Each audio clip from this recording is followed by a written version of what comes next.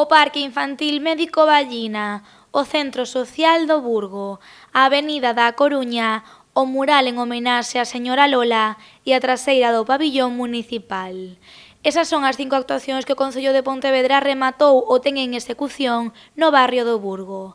5 proxectos aos que agora se suman outros 6.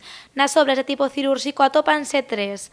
A primeira, a rehabilitación da beirarrúa do Pabillón dos Deportes, que se iniciará no primeiro terzo de 2021. A segunda, a rehabilitación da capa de rodadura na Rúa do Cordón e na Rúa da Santiña. E, por último, a creación de zonas de estancia e servizos na Rúa do Médico Ballina. Vanse crear zonas de aparcamento, que xa está falado coa Asociación de Veciños de Lérez, que sexan esas zonas de aparcamento que sexan de servizos, de acordo? Porque, efectivamente, hai veciños e veciñas que precisan eses servizos para poder chegar ás súas vivendas.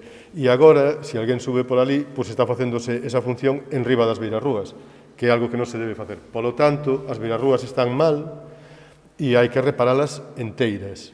E, ademais, vase poñer, efectivamente, bancos e algún outro mobiliario que está ainda exactamente sin decidir ni cal ni en que posición, porque iso vaise acordar, foi o que falamos na última reunión, vaise acordar cos representantes da Asociación de Veciños.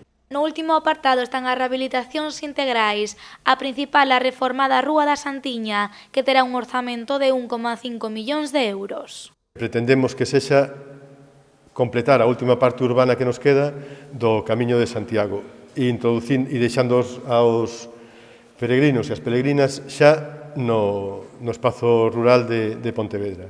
Polo tanto, terá que ser unha actuación coas mesmas características de excelencia de tratamento no espacio urbano que tivo o Camiño de Santiago todo o resto do seu paso pola cidade de Pontevedra.